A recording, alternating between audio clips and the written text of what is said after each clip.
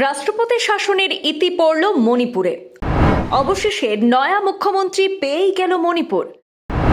আজ বুধবার সন্ধ্যায় মণিপুরে মুখ্যমন্ত্রী পদে শপথ নিলেন ইয়মনাম খেমচান্দ সিং। লোকভবনের নতুন মুখ্যমন্ত্রী খেমচান্দ সিংকে শপথ বাক্য পাঠ করালেন রাজ্যপাল অজয় কুমার ভাল্লা। আজ বুধবার মণিপুর বিধানসভায় বিজেপি দলের নেতা ইয়মনাম খেমচান্দ সিং রাজ্যের নতুন মুখ্যমন্ত্রী পদের শপথ নিয়েছেন। ইম্ফলের লোকভবনে আয়োজিত অনুষ্ঠানে রাজ্যপাল অজয় কুমার ভাল্লা তাকে শপথ বাক্য পাঠ করান।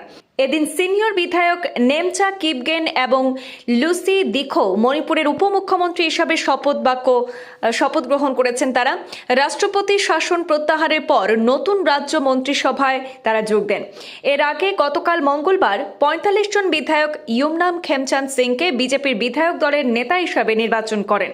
তখনই তাকে মুখ্যমন্ত্রী করার সিদ্ধান্ত চূড়ান্ত হয়েছে। ইয়মনাম মেইতেই সম্প্রদায়ের একজন প্রতিনিধি। সূত্রের খবর যে রাজ্যে দুজন উপমুখ্যমন্ত্রী রাখার সিদ্ধান্ত নেওয়া হয়েছে। ক্ষমতা ভাগাভাগির নীতির ভিত্তিতে কুকি সম্প্রদায়ের নেমচা কিপগেনকে উপমুখ্যমন্ত্রী করা হয়। তিনি মণিপুরের প্রথম মহিলা উপমুখ্যমন্ত্রী। অন্যদিকে লুসি দিখো রাজ্যের আরও এক উপমুখ্যমন্ত্রী হিসেবে দায়িত্ব নিয়েছেন। উল্লেখ্য, ২০২৩ সালে মণিপুরে জাতিগত উত্তেজনার জেরে পরিস্থিতি গুরুতর আকার নিয়েছিল। আর সেই ঘটনার পর প্রশাসনিক পরিস্থিতি সামাল দিতে তৎকালীন মুখ্যমন্ত্রী এন বীরেন সিং পদত্যাগ করেন এবং পরে কেন্দ্রীয় সরকার রাষ্ট্রপতি শাসন জারি করে। গত ২ বছরে পরিস্থিতির উন্নতি হয়েছে বলেই দাবি কেন্দ্র সরকারের। সেই প্রেক্ষিতেই সম্প্রতি রাষ্ট্রপতি শাসন প্রত্যাহার করে নতুন সরকার গঠনের পথ খুলে যায়।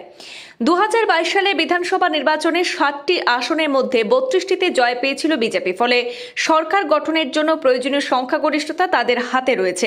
আগামী ২০২৭ সালে মণিপুরে পরবর্তী বিধানসভা নির্বাচন অনুষ্ঠিত হওয়ার কথা। বর্তমান পরিস্থিতিতে উন্নয়নমূলক রাজনীতির উপর জোর দিয়ে রাজ্যকে এগিয়ে নিয়ে যাওয়ার বার্তা দিয়েছেন নতুন মুখ্যমন্ত্রী। কুকি, মেইতেই, নাগা সহ সব সম্প্রদায়কে সঙ্গে নিয়ে শান্তি এবং স্থিতিশীলতার পথে এগোনোর কথাও তিনি তুলে ধরেছেন।